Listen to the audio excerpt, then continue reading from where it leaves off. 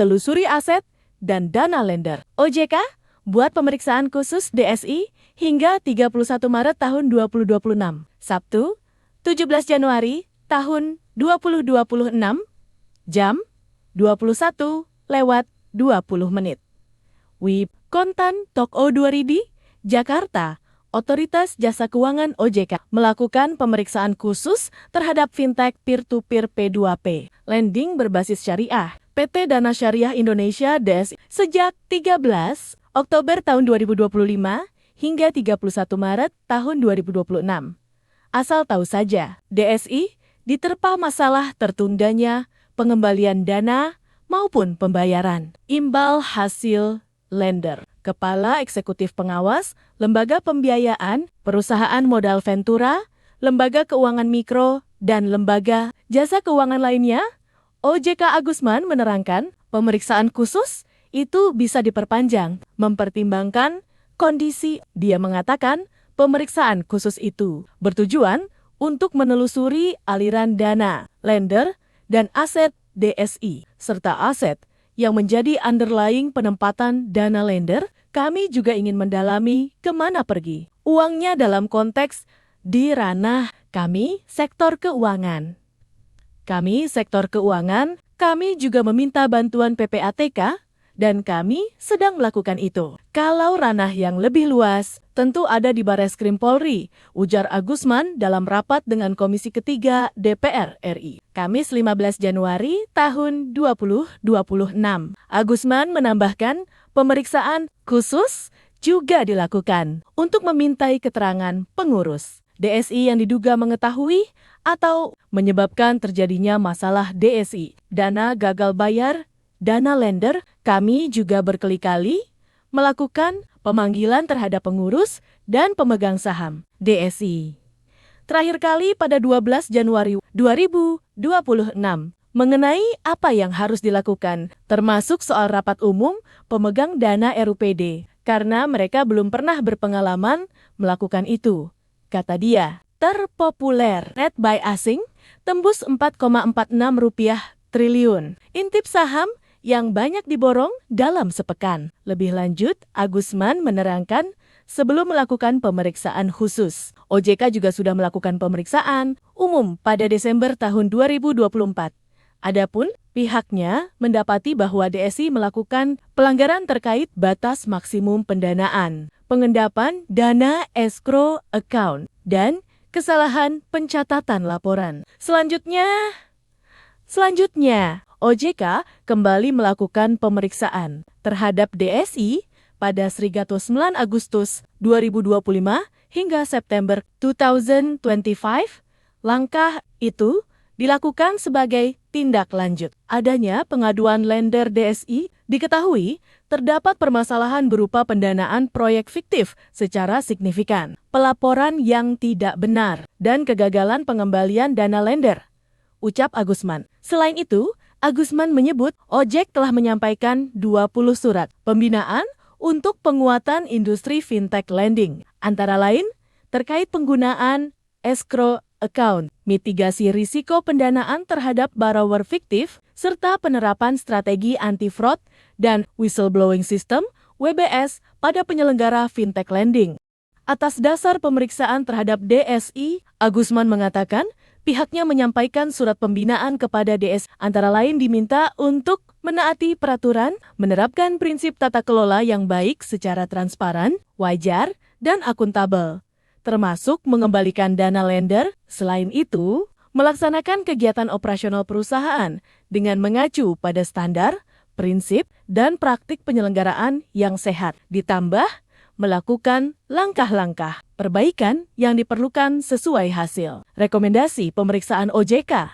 Tuturnya, Agusman menyampaikan OJK juga melakukan tindak lanjut dari hasil pemeriksaan berupa koordinasi dengan pelaporan dan analisa transaksi keuangan PPATK untuk menelusuri transaksi keuangan DSI dan pihak terafiliasi. Pada 13 Oktober tahun 2025, selanjutnya OJK juga melaporkan hasil temuan pemeriksaan terhadap DSI berkaitan adanya indikasi fraud dana lender kepada Badan Reserse Kriminal Kepolisian Negara Republik Indonesia Bareskrim Polri pada 15 Oktober 2025 untuk ditindaklanjuti secara lebih luas. Pada 15 Oktober tahun 2025, OJK juga telah menetapkan sanksi pembatasan kegiatan usahaku kepada Dana Syariah Indonesia. Sanksi itu merupakan bentuk pelaksanaan pengawasan tegas OJK agar perusahaan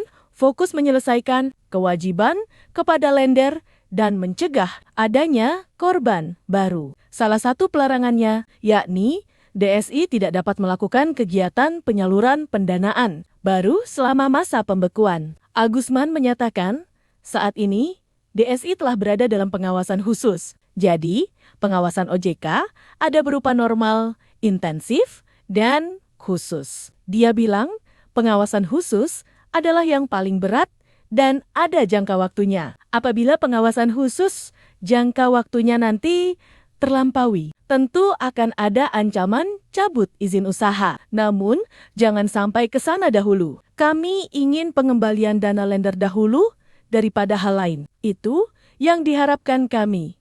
Ungkapnya, Ade mengungkapkan, berdasarkan hasil pemeriksaan atau pengawasan dari OJK, sejak 2021 hingga 2025, teridentifikasi kurang dari 1.500 lender yang menjadi korban. Adapun penanganan perkara DSI tersebut berdasarkan 4 laporan polisi yang masuk. Dia merinci bahwa 1 laporan berasal dari OJK, diwakilkan kuasa hukum. Kemudian, 3 laporan lainnya berasal dari lender yang diwakilkan kuasa hukum. Edi mengatakan, berdasarkan hasil penyelidikan terhadap DSI, pihaknya kemudian memutuskan untuk meningkatkan status perkara tersebut masuk tahap penyidikan sejak 14 Januari tahun 2026. Artinya, dia bilang peningkatan status perkara tersebut dilakukan berdasarkan dari fakta-fakta yang didapatkan selama penyelidikan. Berangkat dari fakta-fakta penyelidikan yang didapatkan dengan minimal 2 calon alat bukti sah yang dikantongi oleh tim penyelidik, maka status penanganan perkara DSI ditingkatkan ke tahap penyidikan. Tuturnya, sebagai informasi, berdasarkan data terbaru paguyuban lender DSI, total kerugian para lender mencapai 1,41 triliun rupiah per 14 Januari tahun 2026.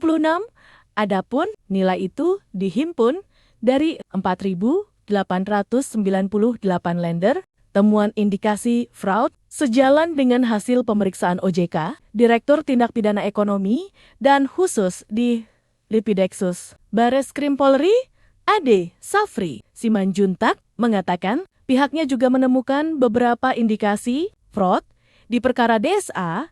Dia menjelaskan dana lender yang dihimpun melalui rekening escrow diduga dialihkan ke beberapa perusahaan terafiliasi dari DS. Jadi, bukan disalurkan kepada borrower, tetapi dialihkan ke rekening vehicle atau rekening escape-nya. Kemudian langsung masuk ke rekening perusahaan yang terafiliasi dengan PT DSI atau yang dikenal dengan perusahaan vehicle atau rekening vehicle yang dikendalikan oleh pengurus dan pemegang saham di PT DSI dengan pola transaksi yang tidak sesuai dengan tujuan pendanaannya. Ucap Ade bilang, tim penyidik juga menemukan fakta bahwa ada proyek-proyek fiktif yang diciptakan dengan menggunakan borrower-borrower yang sudah masuk dalam list oleh PT DS1. Dia bilang borrower yang masuk dalam list itu sendiri tidak mengetahui ketika namanya digunakan kembali dengan tujuan agar kembali mendanai proyek-proyek fiktif ciptaan dari PT DSI berdasarkan hasil pemeriksaan dan temuan indikasi fraud. Ade mengatakan PT DSI diduga melanggar sejumlah ketentuan, yakni pasal 158 POJK nomor 40 tahun 2024 tentang layanan pendanaan bersama berbasis teknologi informasi LPBB TI.